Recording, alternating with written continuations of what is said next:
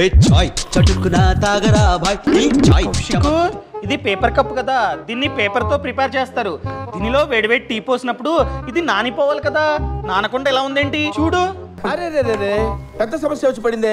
ఇది పేరుకే paper cup, కానీ దీనిలో ఒక ప్లాస్టిక్ లేయర్ అన్నది ఉంటుందన్నమాట. ఆ ప్లాస్టిక్ లేయర్ ఉండడం వలనే ఇందులో వేడివేడి కాఫీ లేదా టీ పోసినా బయట ఉన్నటువంటి పేపరు నానిపోదు. రీసెంట్ గా ఐఐటి ఖరగ్పూర్ వాళ్ళు ఈ పేపర్ కప్స్ పైన ఒక రీసెర్చ్ ని కండక్ట్ చేశారు. వాళ్ళు చెప్పింది ఏంటంటే ఇలాంటి కప్స్ లో వేడివేడి కాఫీ లేదా టీ పోసిన 15 మినిట్స్ తర్వాత 25,000 మైక్రో ప్లాస్టిక్ పార్టికల్స్ అనేవి టీలో మిక్స్ అవుతూ ఉన్నాయి. Like ions, toxic heavy metals etcetera etcetera.